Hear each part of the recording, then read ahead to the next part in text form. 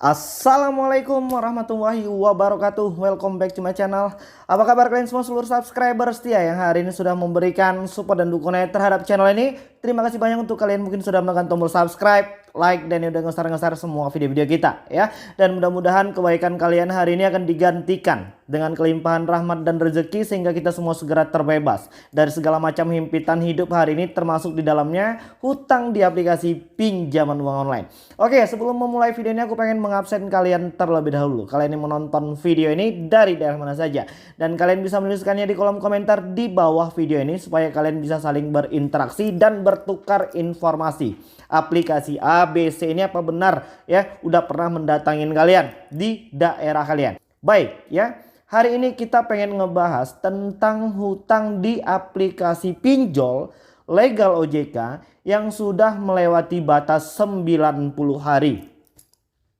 Nah, hari ini siapa yang belum mampu melakukan pembayaran, penyicilan atau mungkin pelunasan di 102 aplikasi pinjol legal OJK dan kebetulan sudah lewat lebih dari 90 hari. Dan apakah kalian masih ditagih-tagih sama aplikasi tersebut? Kalian bisa menuliskannya di kolom komentar di bawah video ini. Oke, baik. Hari ini kita pengen ngebahas tentang hutang yang sudah jatuh tempo atau mungkin lewat batas pembayarannya lebih dari 90 hari. Sebagaimana yang kita ketahui bahwasanya aplikasi pinjol tidak boleh lagi menagih hutang kepada kalian. Dan ada informasi terbaru yang harus kalian tahu supaya nanti tidak tumpang tindih. Dan akan kita jelaskan pada video kali ini. Oke, baik ya, kalian bisa melihat di belakang layar monitor berikut ini. Itu dia. Baik ya, kalian bisa melihat di belakang layar monitor ini. Jadi kebetulan yang bersangkutan atau debitur ini sudah keterlambatan lebih dari 145 hari. Sementara pihak OJK hanya memperbolehkan pihak aplikasi itu menagih selama batas 90 hari ya. Jadi kita masih punya kesempatan selama lebih kurang 3 bulan lah ya. Kalau per 1 bulannya 30 hari, kita boleh ditagih sama aplikasi pinjol itu hanya 90 hari. Lantas apabila setelah 90 hari maka hutang dianggap lunas atau bagaimana bang? Atau mungkin ya hutang tersebut sudah diasuransikan. Banyak juga kemarin yang membahas seperti itu. Nah, ini keterangan langsung dari pihak OJK. Oke, baik ya. Di sini mereka menjelaskan, baik Pak, katanya, setiap penyelenggara fintech lending tidak diperbolehkan melakukan penagihan secara langsung kepada penerima pinjaman gagal bayar setelah melewati batas keterlambatan lebih dari 90 hari. Dihitung dari tanggal jatuh tempo pinjaman. Jadi udah cukup jelas. Ini langsung dari OJK. Ya, pihak aplikasi pinjol tidak boleh lagi menagih kalian apabila memang sudah melewati 90 hari masa jatuh tempo. Dan yang harus kalian tahu, nah ini dia. Namun ya, penyelenggara fintech lending dapat menggunakan pihak ketiga atau perusahaan jasa pelaksanaan penagihan yang telah diakui untuk tagihan yang telah melewati batas keterlambatan lebih dari 90 hari dihitung dari tanggal jatuh tempo pinjaman. Ya, benar memang ya. Pihak aplikasinya memang tidak boleh menagih, tapi mereka diizinkan untuk menggunakan jasa pihak ketiga untuk menagih hutang kepada kita apabila memang sudah melewati 90 hari dari titik masa jatuh temponya.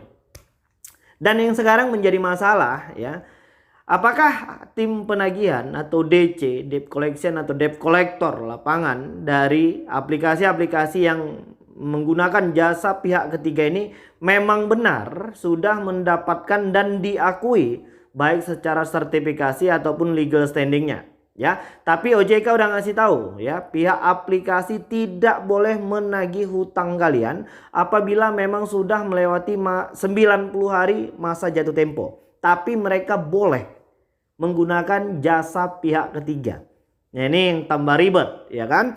Terus di situ kita bisa melihat ya, sehubungan dengan penagihan yang dilakukan debt collector, kami sampaikan beberapa hal sebagai berikut. Yang pertama ya, bank atau perusahaan pembiayaan atau fintech peer-to-peer lending sebagai kreditur dan Bapak Winata selaku debitur terikat dengan perjanjian kredit yang sudah disepakati bersama. Kedua belah pihak memiliki hak dan kewajibannya masing-masing. Jadi udah cukup jelas ya. Kita memiliki kewajiban untuk membayar, tapi kita juga punya hak. Dan hari ini sepertinya banyak dari saudara-saudara kita itu yang belum tahu haknya. Contohnya ya, kalau seandainya untuk debt collector lapangan, untuk semua aplikasi pinjol yang mungkin sudah memiliki debt collector lapangan, apa hak kalian ya selaku debitur yang belum mampu melakukan pembayaran? Untuk debt collector lapangan kalian berhak untuk mempertanyakan legal standing si penagih atau debt collector atau bill collection ya, misalnya dengan memintai surat keterangan penagihan, kuasa penagihan, terus sertifikasi dan tanda pengenal serta ID card pekerjaan. Itu menjadi hak kalian. Oke, dan yang kedua, kami berharap Bapak Winata selaku debitur telah menjalankan kewajiban utama sebagai debitur, yaitu melakukan pembayaran cicilan. Oke. Dan yang ketiga, apabila Bapak Winata sebagai debitur tidak menjalankan kewajibannya tersebut, ya, hari ini bukan tidak mau membayar ya kan. Banyak dari teman-teman kita itu yang memang belum punya rezeki untuk bisa melunasi dan menyicil hutang-hutang di aplikasi pinjol. Dan gue yakin banget ya, 99,9% dari subscriber kita ini adalah orang-orang baik ya. Orang-orang yang memang mau menyelesaikan semua permasalahan aplikasi pinjol ini dengan cara melunasi. Hanya saja memang kesempatan dan rezeki kita memang belum ada ya. Bagaimana ya kan? Lanjut ya, katanya apabila Bapak Winata sebagai debitur tidak menjalankan kewajibannya tersebut, maka Bapak telah melakukan one prestasi perjanjian sehingga kreditur berhak melakukan penagihan menggunakan debt collector sesuai tata cara penagihan yang sudah ditentukan. Ya, ini tadi menyangkut hak kalian ketika kalian didatangin sama debt collector. Oke, dan yang keempat ya, sesuai POJK 1 tahun 2013 tentang perlindungan konsumen, maka pelaku usaha jasa keuangan berhak untuk memastikan adanya iktikat baik konsumen. Ya, oleh karena itu, apabila Bapak telah melakukan one prestasi, maka informasi yang Bapak sampaikan tidak dapat kami terima sebagai bahan pengaturan dan pengawasan bagi OJK. Ya, jadi udah cukup jelas. Kita pengen fokus dulu untuk di 90 hari penagihan dari aplikasi.